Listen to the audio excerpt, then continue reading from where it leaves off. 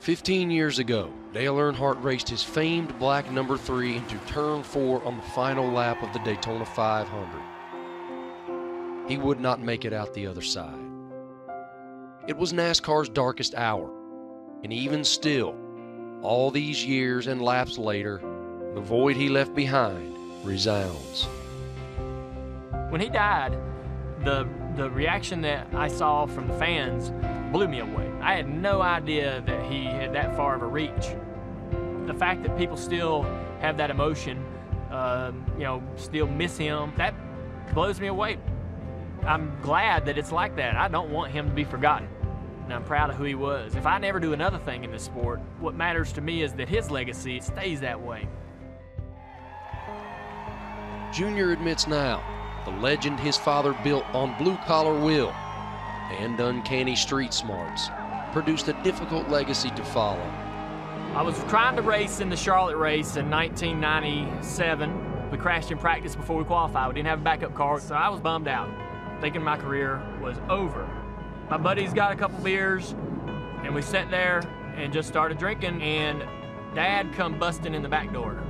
He said, "Come here." So we walked back to the door and sat on the back porch. We had about an hour-and-a-half long conversation, and that was the only conversation I ever had with my dad about life.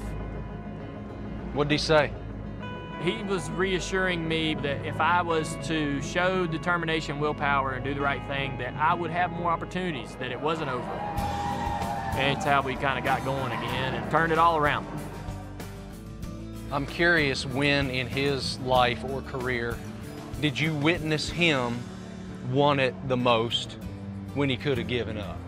He had promised a buddy of his he would cut this tree down in his backyard. So Dad goes over there, driving in a Cup Series, climbing in a tree, but he's got a chainsaw and he's just dangerous as hell. I'm scared to death. I'm probably about 8, 9 years old. And he comes down out of that tree and his glove sawed open all the way across the hand.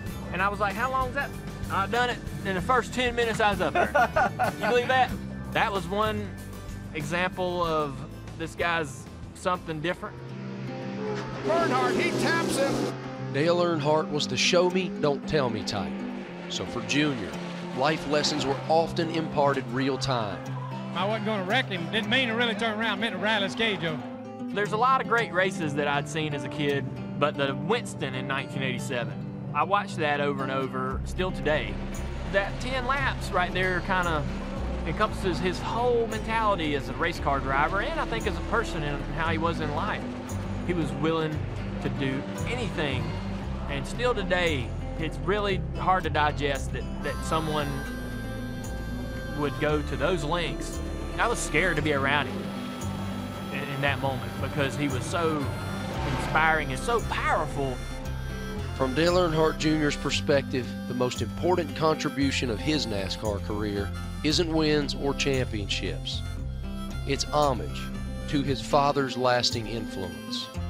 I would love to just preserve his legacy, and that people always would celebrate him. That's a valuable brick in the foundation of this sport that I hope that never changes.